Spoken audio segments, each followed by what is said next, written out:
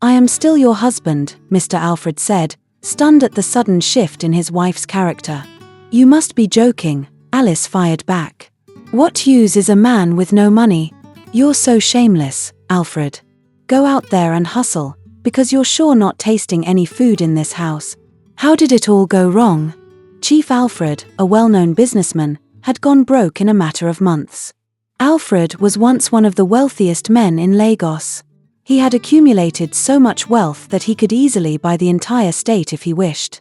His wife, Alice, whom he married when he had it all, spared nothing in showing off the grandeur of their life.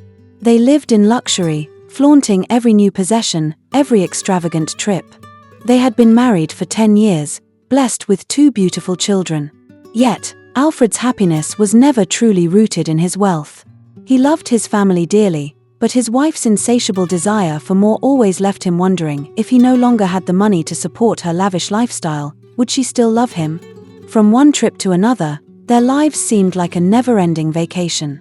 They had a private chef who prepared their meals, which Alfred had no issue with. But what really hurt him was how Alice spent money recklessly, with no thought for the future. The extravagant purchases, the designer clothes, the constant need to impress, it was as though she lived for the applause of others. He had opened several businesses for her, hoping to give her something to pour her passion into. But one by one, she ran them into the ground in a matter of months. None of it was ever enough. All of this had pushed Alfred to this breaking point. He had decided to pretend all the money was gone, to see if his wife and children would still care for him, to see if they loved him for the man he was, or simply for the man who could give them everything they wanted.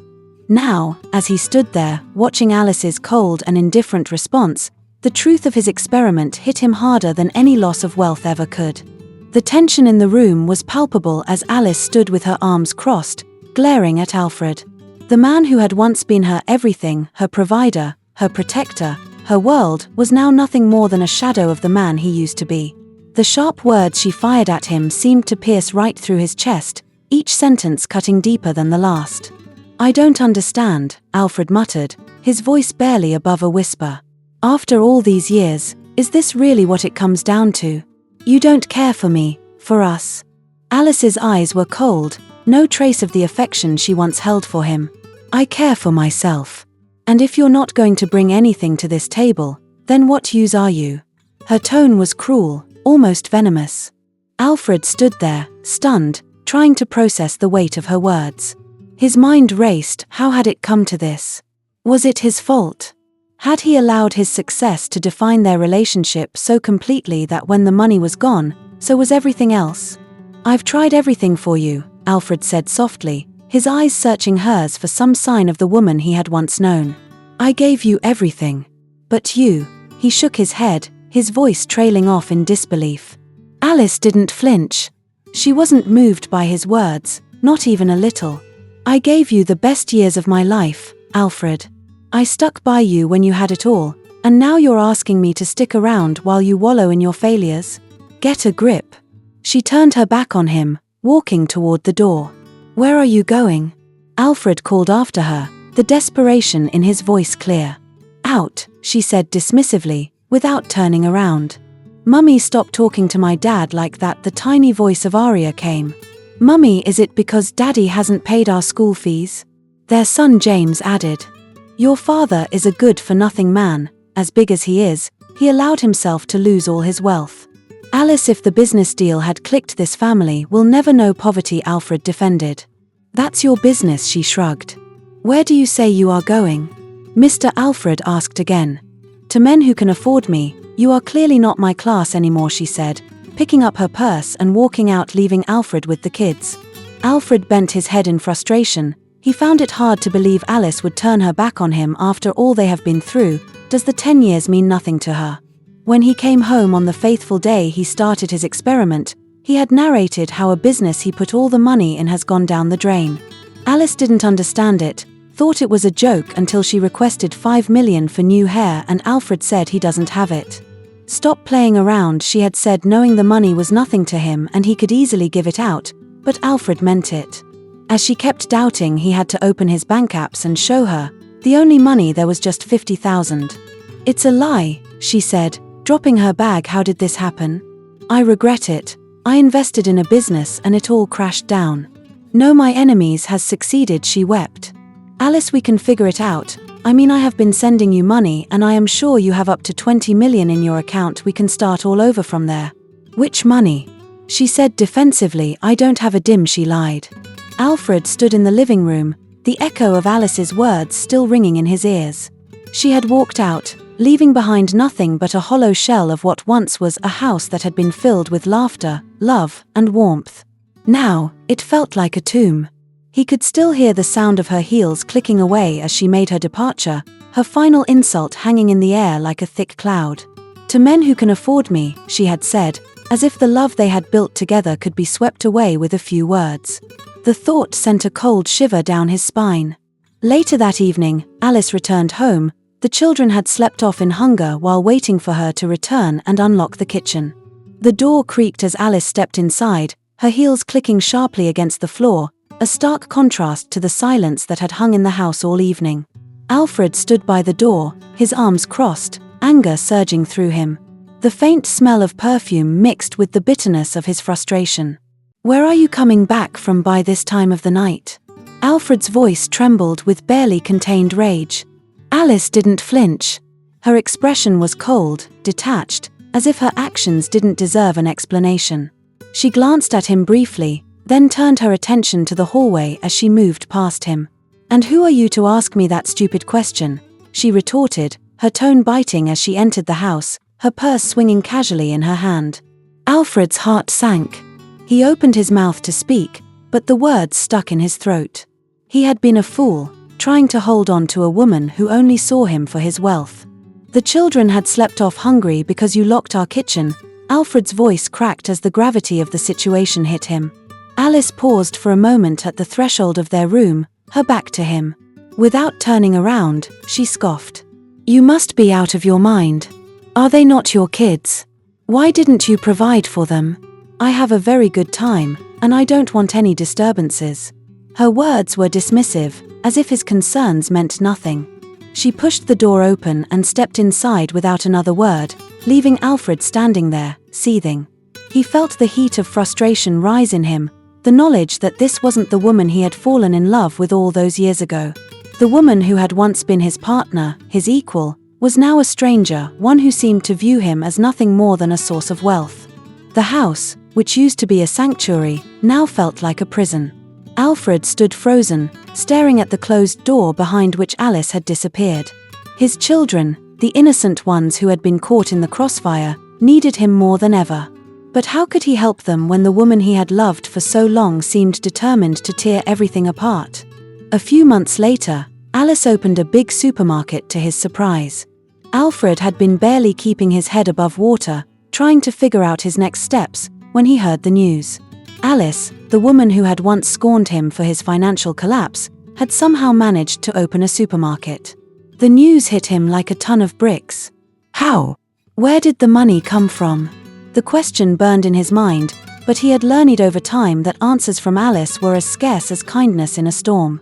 He waited for the right moment, his patience thinning, before confronting her.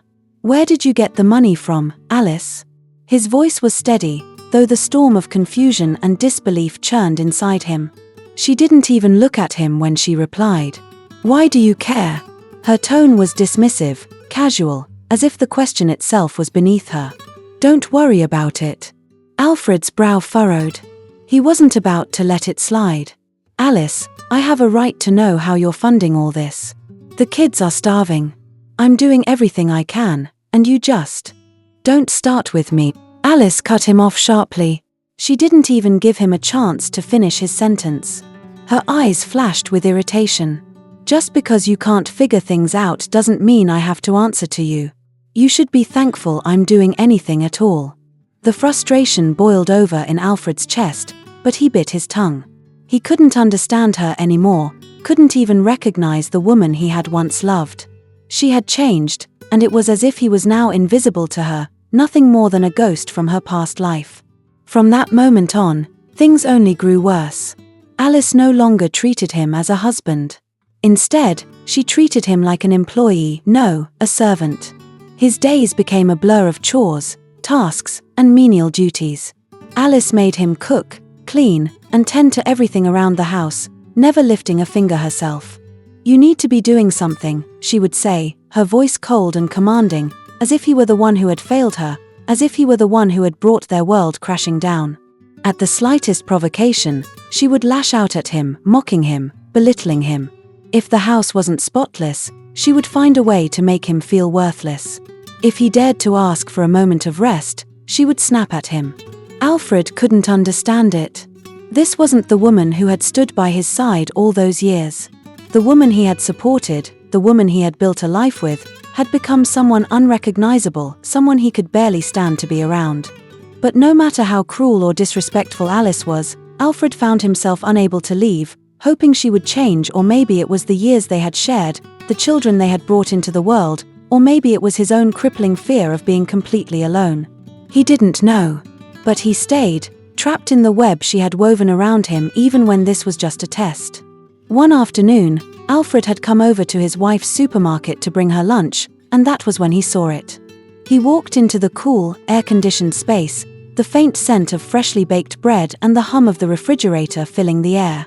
He smiled faintly, thinking of the lunch he had prepared for Alice, but as he made his way toward the back office, something caught his eye. The door to Alice's office was slightly ajar, and as he approached, a strange sense of unease settled in his gut. His heart skipped a beat, but he shrugged it off. But when he pushed the door open just a crack, what he saw took the ground from beneath his feet. His beloved wife, Alice, was in the arms of another man.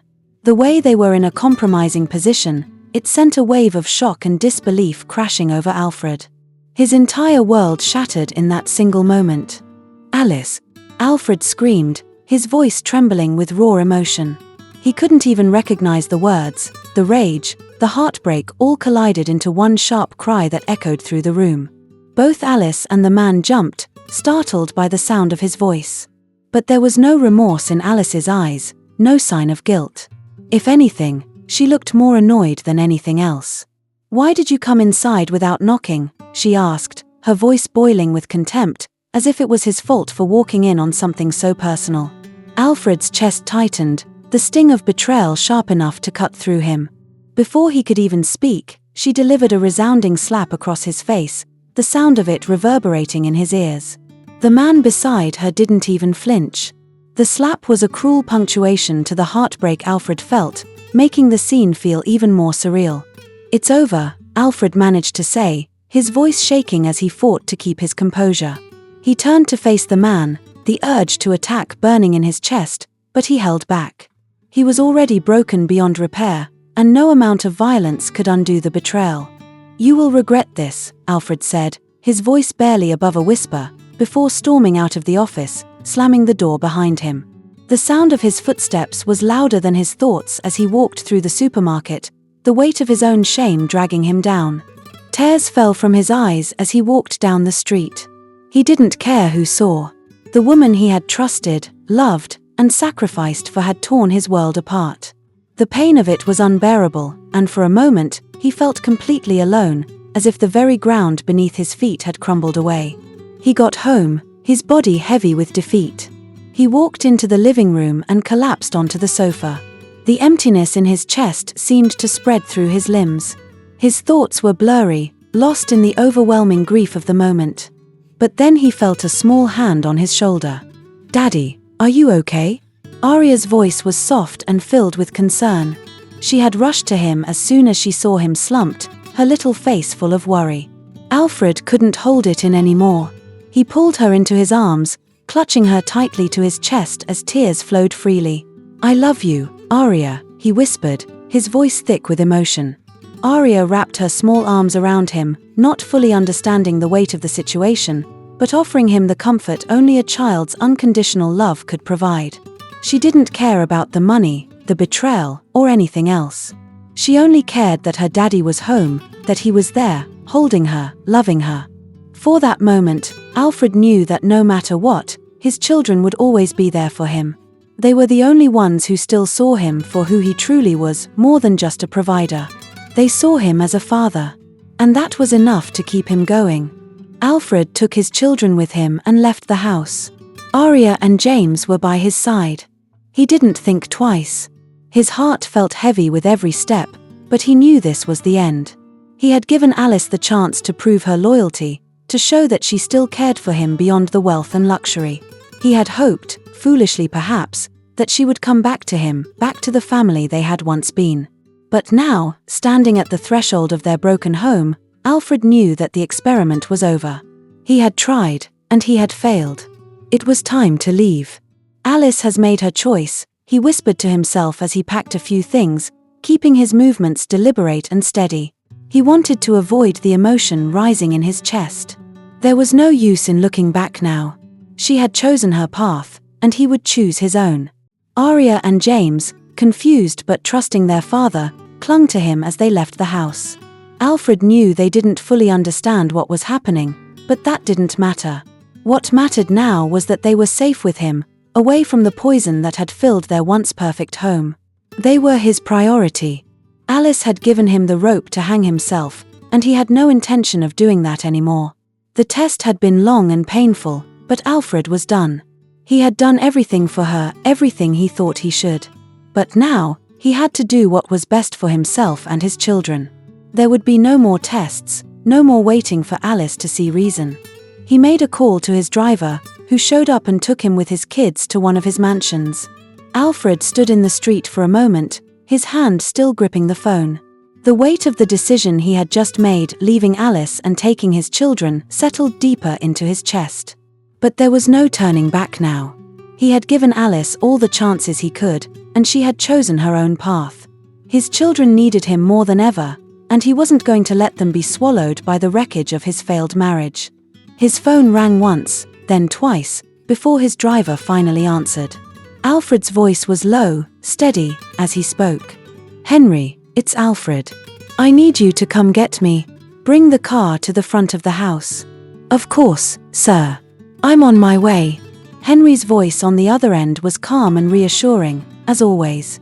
Alfred hung up, his eyes glancing over at Arya and James, who were still holding his hands. Arya's small fingers gripped his tightly, her face clouded with confusion. James, barely old enough to understand the gravity of the situation, kept asking questions he didn't have answers to. But Alfred would never lie to them. Not now. A few minutes later, the sleek black car pulled up to the curb, the engine purring quietly. Henry, his ever-faithful driver, got out of the car and opened the door for them.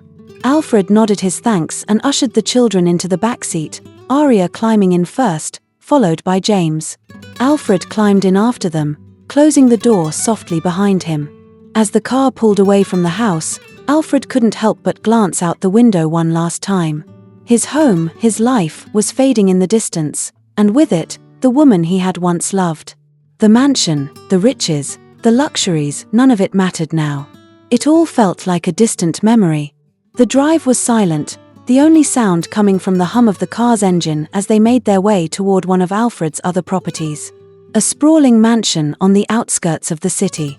The mansion had always been more of an escape for him in times of trouble, but now it would be their refuge. As they pulled into the driveway, the grandeur of the place almost seemed to mock him. It was too much. Too empty. It was a symbol of the life he had once lived, the life that now felt like a shell of what it should have been. He glanced at the kids as they stepped out of the car, their expressions still uncertain, but they were with him. That was all that mattered. "Welcome to your new home," Alfred said softly, his voice full of bittersweet resolve. Arya and James gazed up at the mansion, their eyes wide with awe. They hadn't yet realized the gravity of the situation, but they would.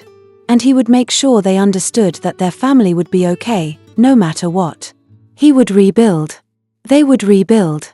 The mansion may have been cold, empty, and foreign, but it was a fresh start. And with his children by his side, Alfred was determined to make it feel like home again. Alice came home to an empty house, but she was too occupied with her new man to care. She stepped through the door, a smile on her face, already lost in the high of her new relationship. Her heels clicked loudly against the floor as she sauntered through the living room, completely ignoring the emptiness that lingered in the air. The house felt strangely still, but that didn't bother Alice. She had found someone new. Someone who didn't need to be tested, someone who could afford her, someone who could keep up with her needs. She dropped her purse on the couch, her laughter echoing through the empty halls. "Let's see how long you can stay without food," she muttered to herself with a smirk, completely unfazed by the departure of her family. Alfred had been nothing more than a stepping stone, a means to an end, and now that he was gone, she didn't even spare him another thought. The life she had always dreamed of was finally hers, and nothing, no one, could take that away from her. A few weeks later, Alfred stood outside Alice's now empty house, the weight of everything he had been through making him feel both heavier and lighter at the same time. His driver pulled up, and Alfred stepped out of the car, standing tall, his posture regal and commanding. He was dressed in a tailored suit, every inch of him exuding the polished presence of the billionaire he once was, and still was, in every sense that mattered. The man who had walked away from his empire, his family, and everything that had once defined him was gone. In his place stood the man who had learned to let go of what no longer served him, someone who no longer needed to prove his worth through money or status. But the world would still see him as Alfred, the man who could have everything, and right now, it felt good to be that man again. He walked into the house with a quiet confidence, his eyes scanning the room as memories of his old life flashed before him. Alice was sitting on the couch, her new man beside her, laughing carelessly. The sight of her, so at ease, so dismissive of everything they had shared, stirred something inside Alfred. With a deliberate calmness, he cleared his throat, drawing their attention. Alice's eyes widened in surprise, her gaze quickly moving from Alfred to the new man. "What are you doing here?" she asked, though her tone lacked the confidence it once had. The facade was starting to crack, just a little. Her new man eyed Alfred warily, sensing something was off. Alfred's lips curled into a small smile. He took a step closer, his gaze never leaving Alice's. "I came to tell you something, Alice," he said coolly. "It was all a test. The money, the lavish lifestyle, it was all a game. And you, my dear, have failed miserably." Alice froze, the color draining from her face. She opened her mouth to say something, but the words never came. The weight of his words hit her like a ton of bricks. She had always believed that she could play the game better, that she could manipulate everything to her advantage. But now, standing in front of Alfred, who was every bit the man he had been, she realized just how wrong she had been. "You don't care about me, Alice," Alfred continued, his voice firm, but tinged with sorrow. "You never did. You only cared about what I could give you, what I could provide. And the truth is, I could have given you everything. But you failed to see that. Now, it's too late." Alice stood up, her expression shifting from shock to desperation. "Alfred, please," she pleaded, stepping toward him. "I was wrong. I was foolish. Please. I'll do anything. Just don't leave me. I need you." But Alfred didn't flinch. He had heard her words too many times before. He had given her everything, and yet, it was never enough. "No," he said simply, his voice final. "I gave you every chance, Alice. You failed me. And now, I'm done." He turned away, the sound of his footsteps echoing through the quiet house as he walked toward the door. While Alice followed him shamelessly begging for a second chance, the man with her felt so disgraced as he too stood up and left. As he stepped outside, Alfred paused for a moment, taking in the familiar surroundings. It had cost him his marriage, his family, but it had been necessary. He couldn't live with a woman who only saw him for his wealth, who had no love left for him beyond the material. The truth was painful, but it had set him free. As the car pulled away, Alfred glanced back at the house one last time. It was over. And though the pain of it all still stung, he knew that it was better to walk away from a life of pretense than to stay in a relationship built on lies. His children, Aria and James, were waiting for him in their new home. And that was all that mattered. They would rebuild, together, from the ground up. It was the start of a new chapter, a chapter where Alfred would no longer be defined by what he could give, but by who he truly was. Alice will eventually face the consequences of her actions. Alfred has filed for divorce, armed with undeniable evidence, and now she stands on the brink of returning to the streets where she once belonged. Her children have seen her true nature, and as a result, she has lost them too. The divorce concluded with Alice losing everything, as Alfred's evidence against her was overwhelming. She was exposed as a gold digger, a cheat, and an unfit mother. Undeterred, Alice continued to pursue wealthy men to satisfy her desire for luxury, neglecting her supermarket as she always did. But eventually, she fell ill. After much reflection, she decided to visit the hospital to find out what was wrong. That's when she received the devastating news she had been infected with HIV. She learned the hard way, but by then, it was already too late. The life she had lived, chasing after wealth and luxury at any cost, had finally caught up with her. The diagnosis was a wake-up call, but the damage was irreparable. Her health deteriorated rapidly, and the people she once relied on for support had long since turned their backs on her. In her solitude, Alice realized the truth she had ignored for so long. The pursuit of materialism had cost her everything that truly mattered. Her family, her dignity, her happiness, all were gone. The children she once neglected had moved on, building lives of their own, free from the shadow of her selfishness. Now, with nothing left but regret, Alice faced the harsh reality of her choices. The riches, the men, the superficial comforts, all of it seemed meaningless in the face of the life she had squandered. The once vibrant woman who had dreamed of a life of luxury now stood broken, a shadow of her former self, haunted by the realization that some mistakes could never be undone.